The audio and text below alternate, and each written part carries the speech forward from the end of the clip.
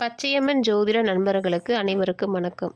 இன்று நாம் காணவிருக்கும் பதிவு 2026 ஆங்கில புத்தாண்டு ராசி பலன்களை பார்க்கிறோம். அதன் வரிசையில் இன்று நாம் விருச்சிக ராசி பலன்களை பார்ப்போம்.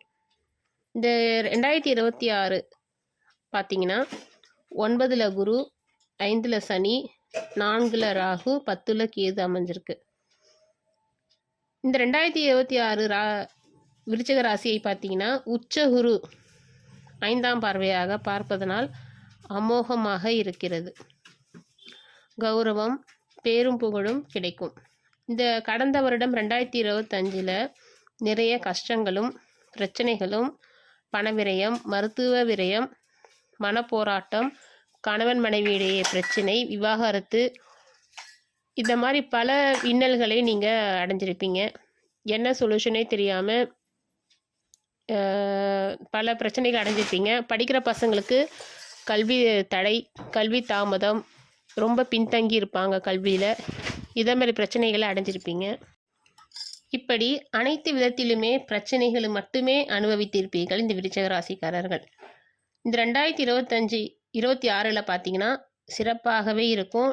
நீங்கள் எதிர்பார்த்திருந்த பிரச்சனைகளுக்கு ஒரு முற்றுப்புள்ளி கிடைக்க போகுது. ஆனால் தானாக கிடைக்காது. நீங்கள் அதற்கான முயற்சியை நீங்கள் செய்யணும். நண்பர்களை கண்மூடித்தனமாக நம்பி ஏமாற வேண்டாம். அந்த நண்பர்கள் எப்படிப்பட்டவர்கள் என்பதை ஆராய்ச்சி செய்யுங்க. கூட்டு தொழில் நண்பர்களை நம்பி இறங்க வேண்டாம். அந்த கூட்டு தொழிலில் நண்பர்களை அவர்களுடைய பணத்தை முக்கியமாக வச்சோ இல்லை அவர்களுடைய கையெழுத்தை வச்சோ நீங்கள் கூட்டு தொழில் ஆரம்பிக்க வேண்டாம்.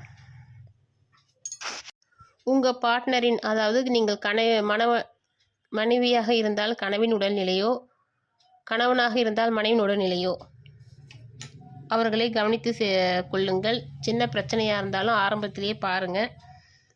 பிள்ளைகளின் சொந்த தொழிலின் மூலம் எதிர்பாராத லாபம் அடைவார்கள்.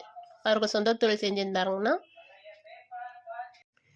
நிறைய எதிர்பார்க்காத லாபங்கள், நீங்கள் 10 ரூபா போட்டிங்கன்னா 100 ரூபா அப்படி வரா மாதிரி எதிர்பாராத லாபங்கள்லாம் கிடைக்க போகுது உங்கள் பிள்ளைகளுக்கு.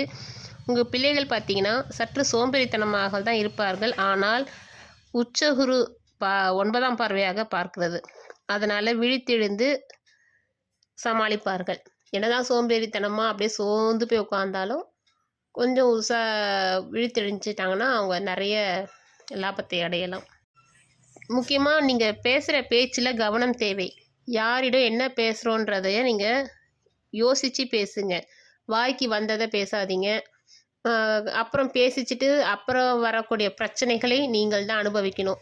நான் சொன்னலையா முன்னாடியே 2026 நல்லா இருக்குது, ஆனால் அதற்கான முயற்சி நீங்கள் தான் செய்யணும்னு சொல்லியிருக்கேன். அது இதே மாதிரி விஷயங்கள் தான். 2026 நல்லா இருக்குன்னு சொல்லிட்டாங்க, என்ன வேணால் பண்ணலாம் அப்படின்றதெல்லாம் கிடையாது. யோசித்து பேசுங்க. யாருக்கிட்ட என்ன பேசுகிறோன்றத கவனத்தில் வச்சுக்கிட்டு நீங்கள் பேசுனீங்கன்னா இந்த 2026 உங்களுக்கு பொற்காலமாக தான் அமையும். அதை மாதிரி கையில் இருக்கும் பணத்தை நீங்கள் பேங்க்கில் போட்டு வச்சுக்கிங்கன்னா நல்லாயிருக்கும். கையில் வச்சுருந்தீங்கன்னா தேவையில்லாத வீண் செலவு செய்வீங்க. நீங்கள் ஏதோ ஒரு சின்ன கடைக்கு போகலான்னு போவீங்க, கண்ணில் பார்த்ததை வாங்க தோணும். இந்த மாதிரி சின்ன சின்ன விரயங்கள் கூட நாளைக்கு 2 மடங்காக விரயமாக மாறும். அதனால் கையில் இருக்க காசை பேங்க்கில் போட்டு வைங்க. வீண் செலவு செய்யாதீங்க. புதுசாக பிஸ்னஸ் ஆரம்பிக்கணும்னு ஐடியாவில் இருக்கிறவங்க சின்ன முதலீடாக போட்டு சின்ன பிஸ்னஸாக ஆரம்பிங்க. கொஞ்சம் டெவலப் ஆன பிறகு அதுக்கப்புறம் இன்னும் கொஞ்சம் அமௌண்ட்டு போட்டு நீங்கள் பெருசாக விரைவுபடுத்தலாம். ஆரம்பிக்கும் போதே அகலக்கால் வைக்காமல் சின்ன பிஸ்னஸ் எதனா சின்ன முதலீடாக போட்டு செய்கிற மாதிரி ஆரம்பிங்க. இந்த 2026 விருச்சிக ராசிக்காரர்கள் வணங்க வேண்டிய தெய்வம் பார்த்தீங்கன்னா முருகப்பெருமானை நெய் விளக்கேற்றி அரளிப்பூ சாற்றி விளக்கேற்றி வந்தால் நீங்கள் நினைத்த காரியம் கண்டிப்பாக நிறைவேறும். இத்தனை நாள் நீங்கள் கஷ்டப்பட்ட பிரச்சனைகளுக்கும் விடை கொடுக்கும். நன்றி, வணக்கம். உங்கள் ஜோதிடர் கவிதா.